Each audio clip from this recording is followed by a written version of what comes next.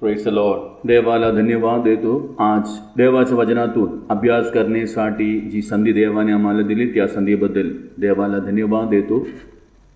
या अभ्यासात आपण स्थानिक चर्चचे महत्त्व काय आहे हे जाणून घेणार आहोत.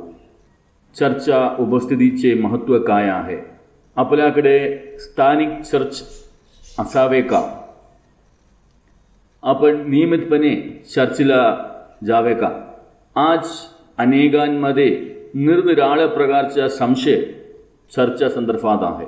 काही लोकांना वाटते की आम्हाला काही स्थानिक चर्चमधील सदस्य होण्याची इच्छा नाही, आम्ही एक विशेष चर्चमधील सदस्य बनवू इच्छित नाही. या सर्व काही गोष्टी पवित्र शास्त्रातून आपण अभ्यास करणार आहोत. चर्चला जाणे का महत्त्वाचं आहे, ह्या गोष्टी शिकण्यापूर्वी आपण चर्च म्हणजे काय आहे हे आपण शिकू. चर्च किंवा मंडळी म्हणजे काय आहे, चर्च म्हणजे काय आहे याची पूर्वकल्पना कदाचित आपल्याला आधीच आली असावी. काही लोकांना चर्च ही संकल्पना जुनी आणि पुरातन वाटू लागते. दुसरीकडे काही लोकांना असं वाटते की चर्च म्हणजे ग्रामीण भागातील किंवा शहरातील एक मोठे बिल्डिंग आणि त्यांच्या छताच्या वर क्रॉस असे मोठी इमारत, असं कधी कधी काही लोकांना वाटतं. किंवा इतर लोक उपासनेसाठी बांधलेल्या कोणत्याही जागेशी चर्चची तुलना करतात. परंतु चर्च म्हणजे काय आहे हे व्यवस्थित समजून घेणे गरजेचे आहे. काही शब्दकोशांमध्ये असं म्हणलं जातं आहे, चर्च म्हणजे ख्रिस्ती धार्मिक सेवेसाठी किंवा उपासनेसाठी वापरली जाणारी इमारत आहे चर्च असं म्हणलं जात आहे. या सर्व प्रकारचे जे गैरसमज आहे हे दूर होणे आणि योग्य अर्थ समजून घेणे गरजेचे आहे. ह्याबद्दल बायबल काय सांगत आहे आपण बघूया. चर्च म्हणजे काय आहे योग्यरित्या समजून घेणे, सत्य समजून घेणे आवश्यक आहे. चर्च हा शब्द एक ग्रीक शब्दापासून आला आहे.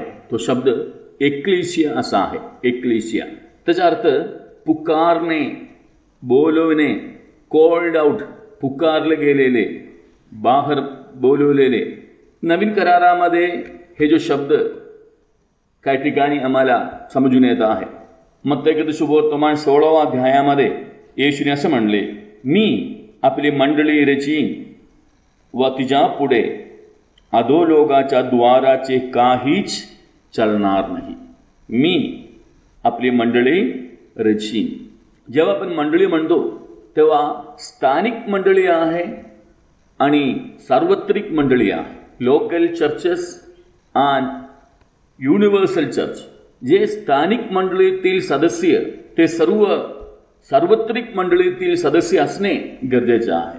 जे सार्वत्रिक मंडळीतील सदस्य आहे तेच लोक देवाच्या राज्यामध्ये प्रवेश करणार. एखादा स्थानिक चर्चमध्ये सदस्य असल्या कारणाने स्थानिक चर्चमधील रजिस्टरवर नाव आहे म्हणून सार्वत्रिक चर्चमध्ये सदस्य असणार असं काही नाही. स्थानिक मंडळीतील सदस्यत्व त्या मंडळीतील पालक किंवा त्या मंडळीतील जे वडील वर्ग ते देत आहे. परंतु सार्वत्रिक मंडळीचे जो सदस्य बनणे म्हणजे ते देवच सदस्य बनवून घेत आहे. देवाच्या दृष्टीने जे विश्वासामध्ये, पवित्रतेमध्ये, आशेमध्ये स्थिर राहत आहे त्या लोकच सार्वत्रिक चर्चमध्ये सदस्य बनत आहे. आता एक्लेसिया हे जो शब्द आहे त्या शब्दावरून आम्हाला असं समजून येत आहे की हे एक समूहाला दाखवत आहे, एक समुदायाला दाखवत आहे. एक इमारतीच्या संदर्भात किंवा एक बिल्डिंगच्या संदर्भात ह्या शब्द कधी वापरला गेलेला नाही. म्हणजे ज्या समूहाला, समुदायाला जगापेक्षा वेगळं जीवन जगण्यासाठी बाहेर बोलवले आहे त्या लोकांना मंडळी असं म्हणत आहे. म्हणजे जगापेक्षा एक वेगळं जीवन जगण्यासाठी जगातून बोलून बाहेर आणलेले, वेगळे केलेले जो ग्रुप आहे, समूह आहे, त्यांना आपण काय म्हणत आहे, मंडळी असं म्हणत आहे. तुमच्या लक्षात या गोष्टी येत आहे असं मी विश्वास ठेवतो. ओके. आता मंडळीबद्दल दैविक योजना काय आहे, कशाला मंडळीमध्ये सदस्यत्व गरज आहे त्या ठिकाणी आम्हाला ख्रिस्ताचे अनुयायी बनण्यासाठी योग्य प्रशिक्षण भेटत आहे आणि त्या ठिकाणी एकत्र उपासना करण्यासाठी, प्रार्थना करण्यासाठी, सहभागितेसाठी संधी भेटत आहे. म्हणून आमेन, स्थानिक चर्च महत्त्वपूर्ण ठरत आहे. जेव्हा आपण पवित्र शास्त्र वाचून अभ्यास करतो, आम्हाला समजून येत आहे की अनेक स्थानिक मंडळींचे नाव त्या ठिकाणी दिलेलं आहे. एफेस येथील मंडळी, अंत्योक्या येथील मंडळी, एरुशलेम येथील मंडळी, तेसलोनिका येथील मंडळी, करिंथ येथील मंडळी. म्हणजे एक एक स्थानिक क्षेत्रामध्ये किंवा काही स्थानिक मंडळी, काही विशेष ठिकाणी गावामध्ये किंवा शहरामध्ये असलेली जी मंडळी आहे त्याबद्दल, त्या मंडळीसाठी काय लिहित आहे? पत्र लिहित आहे. Praise the Lord. म्हणजे सार्वत्रिक मंडळी असताना दैविक ज्ञानामध्ये, दैविक निवड याच्या अनुसार एक सार्वत्रिक मंडळी आहे, परंतु देव स्थानिक मंडळीद्वारे लोकांना घडवत आहे, लोकांना अनुयायी बनण्याकरता प्रशिक्षण देत आहे. त्यासाठी कशाची गरज आहे? स्थानिक मंडळीची गरज आहे. प्रेषित पौल चर्चेबद्दल काय सांगत आहे? रोमकरास पत्र 16 अध्याय 3 वचनापासून 5 वचनापर्यंत आपण बघत असताना पौल असं म्हणत आहे, ख्रिस्त येशूमध्ये माझे सहकारी प्रिस्किल्ला आणि अक्विला यांना सलाम सांगा, ज्यांनी माझ्या जीवासाठी स्वतःची मान धोक्यात टाकली, ज्यांचे केवळ मीच नाही तर परराष्ट्रीयांच्या सर्व मंडळींना देखील धन्यवाद. त्याचप्रमाणे त्यांच्या घरातील मंडळीला अभिवादन करा. त्यांच्या घरातील मंडळीला अभिवादन करा. म्हणजे काय आहे? घरातील मंडळी म्हणजे घरातील इमारत नव्हे, तर घरामध्ये एकत्र येणारा जो समुदाय आहे. आपण कधीही त्याला असं आपण म्हणू शकत नाही की घरातील इमारत. मंडळी म्हणजे इमारत नाही, चर्च म्हणजे इमारत नाही. घरातील मंडळी म्हणजे घरामध्ये एकत्र येणारा जो समुदाय आहे, समूह आहे, त्या लोकांचे अभिवादन करा, वंदन करा, असं कोण म्हणत आहे? पौल म्हणत आहे. आता तुमच्या लक्षात आले असेल, मंडळी म्हणजे कधीही एक इमारत नाही, तर काय आहे? मंडळी म्हणजे एकत्र येणारे जे देवाचे लोक, समूह, समुदाय, हे ना आपण काय म्हणत आहे? मंडळी म्हणत आहे. Praise the Lord. म्हणजे एक निर्जीव काँक्रीटची इमारत नाही, तर जिवंत लोकांचे शरीर आहे मंडळी. Praise the Lord. जे शरीर आपण देवासाठी समर्पित केलेलं आहे. आमेन. Praise the Lord. आता चर्च एकत्र येणे महत्त्वाचे आहे काय? चर्च एकत्र येणे महत्त्वाचे आहे काय? काही लोक असं म्हणतात की आम्ही ख्रिस्ती आहोत, परंतु आमच्याकडे कोणतेही स्थानिक चर्च नाही, आम्ही सगळीकडे जातो. काही लोक म्हणतात आम्ही ख्रिस्ती आहे, परंतु आपण आपल्या घरी देवाची उपासना करतो, दुसरं कुठे आम्ही जात नाही. परंतु पवित्र शास्त्र आम्हाला काय शिकवत आहे? हे जो समस्या काही नवीन समस्या नाही. अनेक ख्रिस्ती लोक चर्चा उपस्थितीच्या कल्पनेशी संघर्ष करतात. सुरुवातीपासूनच ख्रिस्ती पंथाच्या सुरुवातीच्या नेत्यांना या मानसिकतेला आव्हान द्यावं लागले. म्हणून इब्रानियोस पत्र 10 अध्याय 25 वचनामध्ये लेखक पवित्र आत्माद्वारे असे लिहित आहे, जसं की काही जणांना सवय आहे तसे एकत्र येणे सोडू नका, परंतु एकमेकांना प्रोत्साहित करा आणि जसं जसं दिवस जवळ येत आहे ते दिसत असताना अधिक करा. Praise the Lord. म्हणजे तेव्हा देखील लोकांमध्ये असे एक समस्या होते की चर्च एकत्र येणे, एकत्र लोक येणे ते सोडून देणारे लोक होते, असं सवय होते. परंतु असे घडू नये असे त्या ठिकाणी प्रेषित सूचना देत आहे पवित्र आत्माच्या द्वारे. आमेन. Praise the Lord. आणि काही लोक असं म्हणतात की तुम्ही काही चर्चेला जाण्याची गरज नाही, तर तुम्हीच चर्चा. चर्चेला जाण्याची गरज नाही, तुम्हीच चर्चा. हे एक अस्वस्थ दृश्य आहे किंवा गोष्ट आहे. चर्च असणे आणि चर्चमध्ये जाणे एकमेकांच्या विरोधात आहे. जर आपण खरोखर चर्च आहोत तर आपण निश्चितपणे इतर विश्वासणाऱ्यांसोबत नियमितपणे एकत्र येणारच. जर आपण चर्चला जात नाही तर आपण कधी चर्च होऊ शकत नाही. चर्च म्हणजे कधीही एकटा एक व्यक्ती नाही, म्हणजे एकटा एकच व्यक्ती चर्चबद्दल दैविक योजना किंवा कर्तव्य पार पाडू शकत नाही. इतर विश्वासणाऱ्यांसोबत, इतर सदस्यांसोबत उपासनेसाठी एकत्र येणे, सहभागितेमध्ये एकत्र येणे हेच दैविक योजना आहे. चर्चबद्दल दैविक योजना हेच आहे. Praise Lord. घरी बसून आपण एकटं प्रार्थना करू शकतो, घरी बसून आपण एकटं बायबल वाचू शकतो, अभ्यास करू शकतो. परंतु दैविक योजना आम्ही एकत्र येऊन आराधना करणे, प्रार्थना करणे, वचनाचा अभ्यास करणे आणि एकमेकांना बोध देणे, एकमेकांमध्ये सहकार्य असणे हे दैविक योजना आहे. ह्याच्यामध्ये एक सामर्थ्य आहे. लक्षात घ्या. मत्ती सुवर्तमान 18 अध्याय 20 वचनामध्ये काय सांगत आहे? जेथे 2 किंवा 3 माझ्या नावाने जमले आहेत त्यांच्यामध्ये मी आहे. बघा, येशू पवित्रात्माच्या स्वरूपामध्ये आपल्यामध्ये वस्ती करत आहे. देव आपल्यामध्ये वस्ती करत आहे. परंतु मत्ती 18:20 मध्ये काय सांगत आहे? जेथे 2 किंवा 3 माझ्या नावाने जमले आहेत त्यांच्यामध्ये मी आहे. म्हणजे जिथे देवाचे लोक एकत्र जमत आहे त्यांच्यामध्ये कोण आहे? देव आहे. याचा अर्थ आमेन, देवाचे लोक एकत्र येऊन आराधना करणे आणि प्रार्थना करणे, वचन शिकणे हे महत्त्वाचं आहे. आणि त्या ठिकाणी कोण आहे? देवाची उपस्थिती आहे. ह्या गोष्टी आमच्या लक्षात येत आहे. आता का चर्चमध्ये किंवा चर्च एकत्र येणे महत्त्वाचं आहे? काही गोष्टी तुम्हाला मी सांगण्यासाठी इच्छित आहे.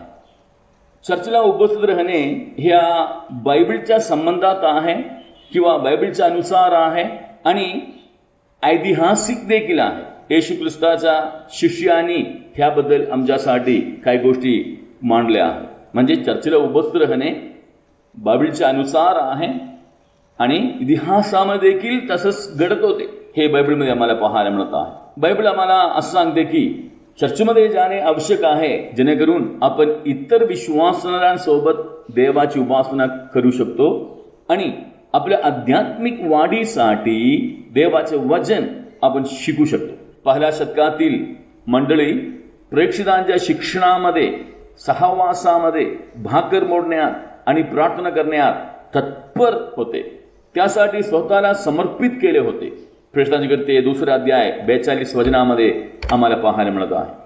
आपण पवित्र शास्त्रामध्ये भक्तीच्या त्या उदाहरणाचे अनुसरण करणे गरजेचे आहे. तेव्हा त्या लोकांकडे एक नियुक्त इमारत नव्हती चर्च एकत्र येण्यासाठी, परंतु दररोज त्या लोक मंदिराच्या अंगणात एकत्र येत राहिले आणि घरोघरी भाकर मोडली आणि आनंदाने आणि प्रामाणिक अंतःकरणाने एकत्र जेवत होते. प्रेषित 2:46 मध्ये आम्हाला पाहायला मिळते. म्हणजे जिथे जिथे सभा होते तेथे विश्वासणारे इतर विश्वासणाऱ्यांसोबत सहवासात आणि देवाच्या वचनाच्या शिकवणीवर भरभराट करतात. म्हणून बायबलच्या अनुसार किंवा ऐतिहासिक जो नमुना आमच्या समोर आहे त्यानुसार चर्च एकत्र येणे गरजेचे आहे. आणि चर्च म्हणजे सहभागितेचे ठिकाण आहे, फेलोशिपचे ठिकाण आहे. विश्वासणारे एकमेकांवर प्रेम करू शकतात. पहिला योहान 4:12 मध्ये सांगत आहे. इब्री 3:13 मध्ये सांगितलं असल्याप्रमाणे चर्च एकत्र येत असताना एकमेकांना प्रोत्साहित करू शकतात. इब्री 10:24 मध्ये सांगत आहे चर्च एकत्र येत असताना एकमेकांना प्रेम आणि चांगली कामे करण्यासाठी प्रेरणा देऊ शकतात. गलती 5:13 मध्ये आम्हाला असं पाहायला मिळत आहे की एकमेकांची सेवा करण्यासाठी आम्हाला त्याद्वारे मदत मिळत आहे. रोमकरासपत्र 15:14 मध्ये सांगत आहे की एकमेकांना सूचना देऊ शकतात. रोमकरासपत्र 12:10 मध्ये सांगत आहे की एकमेकांचा आदर करू शकतात. एफेस 4:32 मध्ये सांगत आहे एकमेकांशी दया करू शकतात. जेव्हा एखादी व्यक्ती तारणासाठी येशू ख्रिस्तावर विश्वास ठेवतो तेव्हा त्याला किंवा तिला ख्रिस्ताच्या शरीराचे सदस्य बनवलं जाते. तेच आम्हाला पहिल्या कोरिंथीपत्र 12 अध्याय 27 वचनामध्ये पाहायला मिळतात. चर्च ख्रिस्ताचे शरीर आहे, चर्च बॉडी आहे. त्या शरीर योग्यरित्या कार्य करण्यासाठी त्याचे सर्व शरीराचे अवयव उपस्थित आणि कार्यरत असणे आवश्यक आहे. आम्ही जेव्हा पहिल्या कोरिंथीपत्र 12 अध्याय 14 वचनापासून 20 वचनापर्यंत वाचत असताना हे समजा लक्षात येत आहे. चर्च म्हणजे ख्रिस्ताचे शरीर, चर्चमधील प्रत्येक सदस्य त्या शरीराचे अवयव. मग सर्व अवयव उपस्थित राहिल्या वाचून, कार्यरत असल्या वाचून काय होत नाही, योग्यरित्या ख्रिस्ताच्या शरीर मंडळी चर्च कार्य करू शकत नाही. म्हणजे केवळ चर्चमध्ये जाऊन किंवा केवळ चर्चमध्ये जाणे पुरेसं नाही, तर देवाने आपल्याला दिलेल्या आध्यात्मिक दानाचा वापर करून आपण इतरांच्या सेवा कार्यात सहभागी होणे गरजेचं आहे. एफेसकरासपत्र 4:11-13 मध्ये आम्हाला तेच पाहायला मिळत आहे. म्हणजे नुसतं चर्चेमध्ये जाणे एवढंच नव्हे, तर आम्हाला देवाने दिलेले जे काही आध्यात्मिक दान आहे त्याद्वारे आपण काय केले पाहिजे, इतरांची सेवा केली पाहिजे. त्या पद्धतीने आपण सेवा कार्यामध्ये सहभागी झाले पाहिजे. Praise the Lord, hallelujah. सर्वांना ह्या गोष्टी समजत आहे काय? म्हणजे तुम्हाला आणि मला देवाने दिलेलं आध्यात्मिक दान आम्हाला आणि इतरांना काय करत आहे, परिपक्वतेकडे जाण्यासाठी किंवा प्रौढ बनण्याकरता त्याद्वारे आम्हाला मदत मिळत आहे. येशू हा मंडळीचा कौन्सिल आहे. पहिला पेत्र 2:6 मध्ये आम्हाला पाहायला मिळतं. आणि आपण प्रत्येक व्यक्ती जिवंत दगडासारखे आहोत. म्हणजे येशू ख्रिस्ताद्वारे देवाला स्वीकार्य आध्यात्मिक यज्ञ अर्पण करून पवित्र पुरोहित होण्यासाठी एक आध्यात्मिक घर बांधले जात आहे. त्या आध्यात्मिक घराचे बांधकाम साहित्य या नात्याने आपला नैसर्गिकरित्या एकमेकांशी एक संबंध असतो. आणि प्रत्येक वेळी जेव्हा चर्चला जातो तेव्हा हे संबंध स्पष्ट होत आहे. एक इमारत बांधले जाण्यासाठी, एक घर बांधले जाण्यासाठी जसे वीट किंवा दगड गरज आहे, एकमेकांशी ते जुळले पाहिजे, संबंधित असले पाहिजे. त्या पद्धतीने मंडळ आध्यात्मिक घर उत्तमरित्या बांधले जाण्यासाठी प्रत्येक सदस्य त्यामध्ये एकतेमध्ये संबंधामध्ये राहणे गरजेचे आहे. Praise the Lord. आता पवित्र शास्त्रामध्ये आपण मगाशी बघितल्यासारखे नियमितपणे चर्चला जाणे हे देवाच्या वचनानुसार उचित आहे. कारण बायबल सांगत आहे की ही चांगली सूचना तेवढंच नव्हे, हे देवाची इच्छा आहे. देवाची इच्छा आहे ना. इब्री 10:25 मध्ये आम्हाला बघायला मिळाले. 2020-2021 ह्या काळामध्ये जो महामारी जगामध्ये पसरले गेले, त्यामुळे Zoom meeting, Google Meet, Facebook, conference call असं वेगवेगळ्या माध्यमांद्वारे चर्च मीटिंग घेत होते. म्हणून अनेक लोकांना असं सवय झाली की आता चर्चला एकत्र नाही आले तरी चालते, चर्च एकत्र येण्याची गरज नाही. झूम आहे, गुगल मीट आहे, फेसबुक आहे, कॉन्फरन्स कॉल आहे, यूट्यूब आहे, असं अनेक माध्यम आहे देवाचं वचन ऐकण्यासाठी, आराधना करण्यासाठी. परंतु हे सर्व पुरेसे आहे काय? हे सर्व पुरेसे का नाही? बघा, आधुनिक तंत्रज्ञान अनेक फायदे प्रदान करते, अनेक फायदे त्याद्वारे आम्हाला प्राप्त होते. माहितीची देवाणघेवाण अभूतपूर्व दराने होऊ शकते. उत्पादकतेची पातळी आश्चर्यकारक असू शकते. जगभरातील लोकांशी समोरासमोर आपण संभाषण करू शकतो. पण या तंत्रज्ञानाच्या काळ्या बाजूही आहे. आम्ही ख्रिस्ती या नात्याने या आधुनिक तंत्रज्ञानाच्या अनेक सामान्य सापल्यांबद्दल खूप जागरूक असण्याची गरज आहे.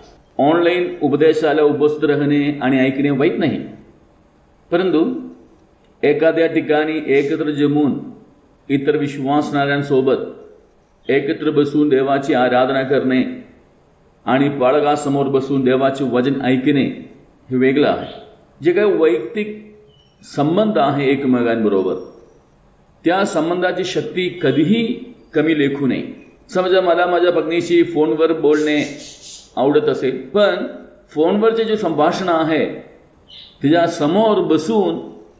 समोरासमोर बसून डोळ्यात पाहत असताना तिच्याशी बोलण्याचा जो प्रभाव आहे, त्या प्रभाव कधीही फोनवरून बोलले तर जुळू शकत नाही. त्याच प्रकारे मेंढपाळ आणि त्याच्या खळप यांच्यात एक मजबूत संबंध निर्माण होते जेव्हा तो ज्यांच्याबद्दल तो विचार करत होता आणि ज्यांच्यासाठी प्रार्थना करत होता त्यांना तो देवाच्या वचनाचा प्रचार करतो.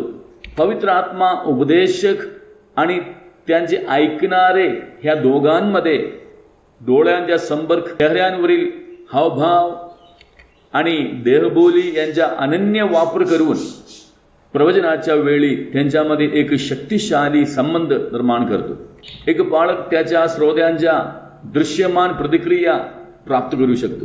त्या उपदेशात व्यक्त केलेल्या त्यांच्या आत्म्यावरील पालकांच्या ओझ्यामुळे एक मंडळी प्रभावित होते. म्हणून ऑनलाईन जे मीटिंग्स आहे त्यापेक्षा चर्च एकत्र येणे हे महत्त्वपूर्ण ठरतात. आणि आध्यात्मिक दान, आध्यात्मिक फळ इतरांसोबत ऐकण्याने आम्हाला प्राप्त होत आहे.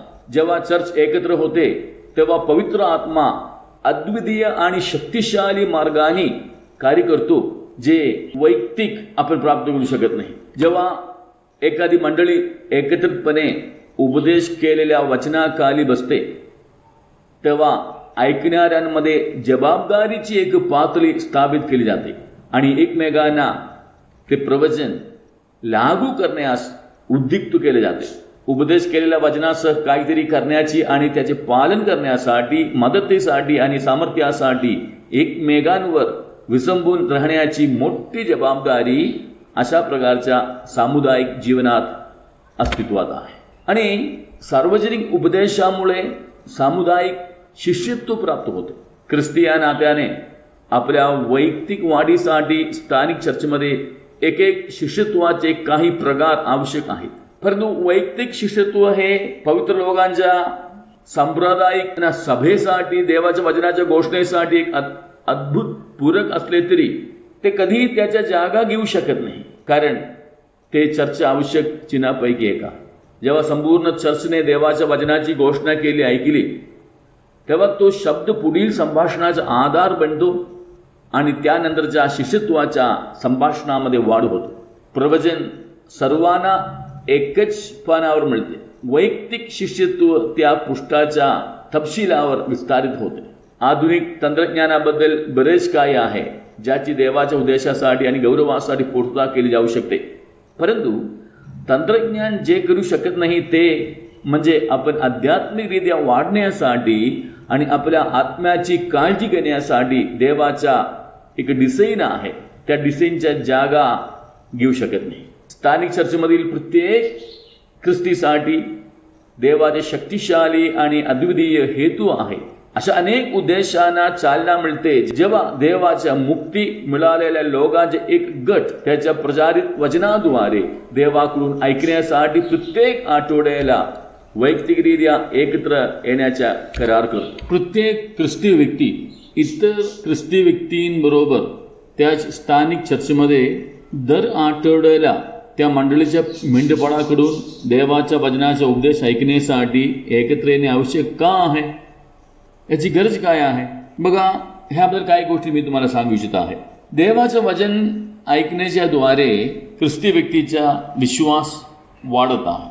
प्रेषित पौल रोम येथील चर्चला पत्र लिहिले आणि स्पष्टपणे त्यांना सांगितले की म्हणून विश्वास ऐकण्यापासून येतो आणि ख्रिस्ताच्या वचनाद्वारे ऐकण्यात येतो.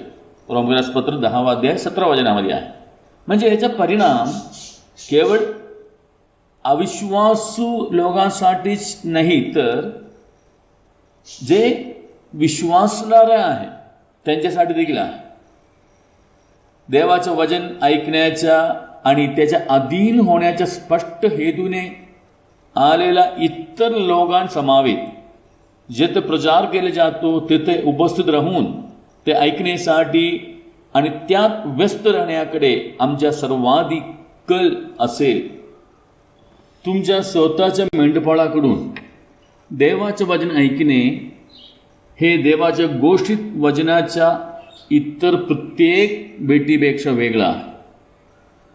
तुमच्या आवडत्या उपदेशक देवाचे वचन त्याच्या चर्चेमध्ये किंवा इतर मीटिंगमध्ये स्पष्ट करत असताना ऐकणे ही एक गोष्ट आहे, ते काय वाईट नाही. परंतु वैयक्तिकरित्या बसून देवाचं वचन जो तुमच्या पालकाकडून ऐकणे हा एक पूर्णपणे वेगळा अनुभव आहे. जो तुमच्या आत्माचा हिशोब देणार आणि ज्याला तुमच्या संघर्ष, अडचणी आणि शंका माहीत आहेत आणि ते तुम्हाला लागू केले आहे. तो तुमच्यासाठी प्रार्थना करत असतो. त्यांच्या मनामध्ये नेहमी तुमच्याबद्दल विचार असते आणि तुमच्यासाठी देव देऊ इच्छित असलेला वचन, संदेश, वाणी त्यांच्याद्वारे देव तुम्हाला देत आहे. म्हणून ते महत्त्वाचं आहे. कदाचित त्यांच्याकडून जे तुम्हाला ऐकायला मिळत आहे तुमच्या आवडीप्रमाणे नसेल, तुम्ही आग्रह करत असल्याप्रमाणे नसेल, परंतु देव तुमच्याशी काय बोलू इच्छितो किंवा तुम्ही काय ऐकावे असं देव आग्रह करत आहे, त्या गोष्टी त्या पाळकाद्वारे देव तुमच्याशी बोलत असतो. इतर जे पाळक, इतर अनेक माध्यमांद्वारे तुम्हाला जे ऐकायला मिळत आहे देवाचं वचनच आहे. शिकण्यासाठी, ऐकण्यासाठी काही चुकीचं नाही, परंतु तुमच्या प्रत्येक परिस्थितीमध्ये, प्रत्येक अवस्थेमध्ये तुम्हाला जी वचनाची गरज आहे, देवाने तुमच्यावर ज्या पाळकाला नेमलेलं आहे त्यांच्याद्वारे तुम्हाला प्राप्त होत आहे. इब्री 13:17 आम्हाला त्याबद्दल पाहायला मिळत आहे.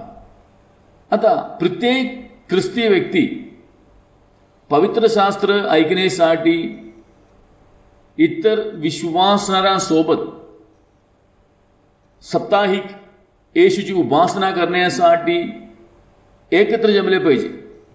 तेच पवित्र शास्त्राचे एक नमुना आहे, बायबलचे एक नमुना आहे. त्या सर्व वचने वाचून दाखवण्यासाठी वेळ नाही.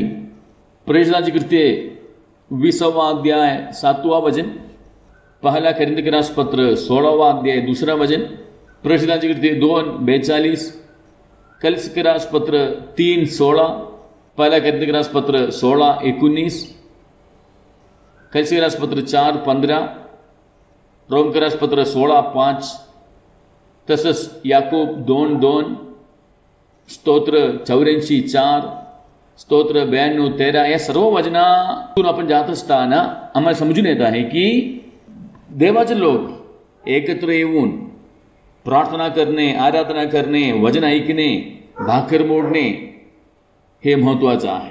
आणि प्रत्येक स्थानिक चर्चा कामावर आणि गरजांवर देखरेख करणारे नेते, पुढारी किंवा पालक, वडील असणे चांगलं आहे. हे बायबलचे नमुना आहे. आपल्याला सर्वांना चर्चा नेतृत्वासाठी बोलवलं जात नाही आणि म्हणून आपण ज्याला ज्या ठिकाणी नेतृत्व करण्यासाठी देवाने बोलवलं आहे त्याच्या अधीन राहून त्याची सेवा करणे हे गरजेचं आहे.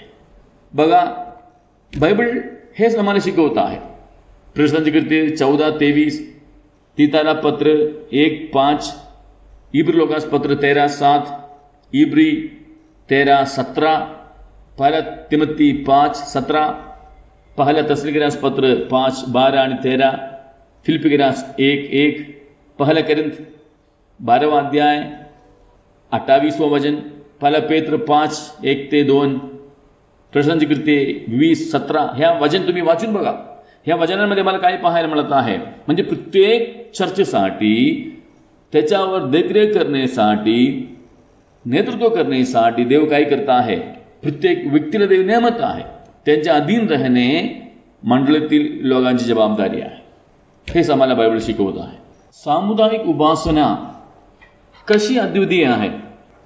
सामुदायिक उपासना काय करते, जी आपली स्वतःची वैयक्तिक उपासना करत नाही. अर्थात बरेच गोष्टी आहेत, परंतु काही गोष्टी ह्या ठिकाणी मी तुम्हाला आठवण करून देऊ इच्छित आहे. सामुदायिक उपासना आपल्या देवाचे गौरव करणारी एकता प्रदर्शित करते. वैयक्तिक शांत काळ हा अद्भुत आणि उपासनेचा काळ असतो, परंतु संपूर्ण सार्वजनिकपणे एकत्र येणे आणि एकत्र देवाची स्तुती करणे यात काहीतरी विशेष आहे. गायन, प्रार्थना, वाचन आणि पवित्र शास्त्राचा उपदेश करून आणि एकत्र आपल्या विश्वासाची कबुली देऊन आम्ही जगाला एका अनोखा पद्धतीने दाखवतो की आम्ही प्रभू येशू ख्रिस्तावरील आमच्या विश्वासाने एकत्र आहोत. आणि सामुदायिक उपासना आम्हाला उपासनेत एकमेकांना मदत करण्यास अनुमती देते.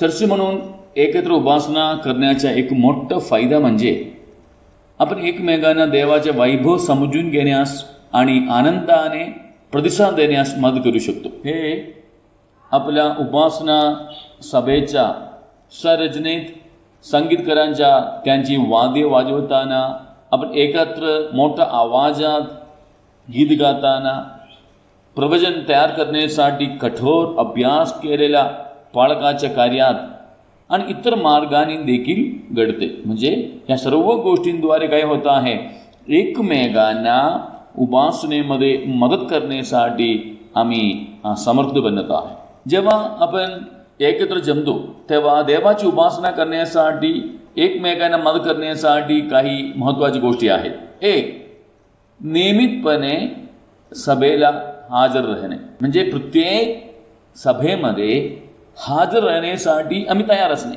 दुसरा, आपण एकत्र जमत असताना आनंदाने आणि मोठ्याने गीत गाऊन देवाचे गौरव करणे. आणि तसंच सभेनंतर प्रवचनावर चर्चा करणे, म्हणजे टीका करण्यासाठी नव्हे किंवा चूक काढण्यासाठी नव्हे, तर त्या वचन आत्मसात करण्यासाठी, अजून समजून घेण्यासाठी त्यावर चर्चा करणे देखील योग्य आहे. आणि जेव्हा सभेमध्ये आपण एकत्र येतो, आराधना करत असताना, संदेश ऐकत असताना एकमेकांना आनंद व्यक्त करणे देखील योग्य आहे. कदाचित तुमच्या आजूबाजूला काही अपरिचित लोक असेल तर त्यांचे तुम्ही स्वागत करू शकता. आणि प्रवचन देत असताना लक्षपूर्वक ऐकणे आणि त्या दरम्याने नोट्स लिहून घेणे आपल्या आध्यात्मिक उन्नतीसाठी उपयोगी पडत आहे. तसंच चर्चमध्ये बसून प्रार्थना आराधना करत असताना, वचन ऐकत असताना प्रार्थनाशीलतेची संस्कृती जोपासणे हे देखील योग्य आहे. म्हणून इब्री लोकांस पत्र लिहित असताना लेखक असं म्हणतो, आपण एकमेकांना प्रेम आणि चांगल्या कृतीसाठी कसे प्रेरित करू शकतो ह्याचा विचार करा. इब्री 10:24 मध्ये आहे. म्हणजे याचा अर्थ काय आहे, एकमेकांना प्रेरित करण्यासाठी, चांगल्या कृतीसाठी प्रेरित करण्यासाठी विचार करा. हे एकत्र उपासना करत असताना किंवा एकमेकांना उपासनेसाठी मदत करणे देखील ह्यामध्ये समाविष्ट आहे. आणि तसंच सामुदायिक उपासना ही आपल्यासाठी एकमेकांना सुधारण्याची संधी आहे. तुम्हाला हे जाणून आश्चर्य वाटेल की पवित्र शास्त्रात सामुदायिक उपासनेच्या वेळी आपण केवळ देवाला संबोधित करतो असं नाही. पौल एफिसीकरांना लिहितो असं म्हणत आहे, एकमेकांशी स्तोत्रे आणि आध्यात्मिक गीते म्हणून दाखवा आणि प्रभूसाठी गाऊन तुमच्या हृदयात संगीत करा. एफेसकरासपत्र 5:19 वचनामध्ये आहे. म्हणजे या ठिकाणी काय सांगत आहे, आपण जेव्हा गीत गातो, जेव्हा आपण स्तोत्रे म्हणतो, तेव्हा एकमेकांशी करा म्हणत आहे. म्हणजे आपण देवाबद्दल बोलतो, देवाची बोलतो, तेव्हा आपण काय करतो, एकमेकांशी देखील बोलत आहे. देवाबद्दल बोलत असताना, देवाला उंच करत असताना, देवाला महिमा देत असताना आपण काय करतो, एकमेकांशी देखील बोलतो. Praise the Lord. म्हणजे एकमेकांची देखील उन्नती आपण करतो. जेव्हा आपण रविवारी सकाळी गातो किंवा पवित्र शास्त्र वाचतो किंवा प्रार्थना करतो, तेव्हा आपण केवळ देवाशीच नाही तर एकमेकांशी देखील संवाद साधतो.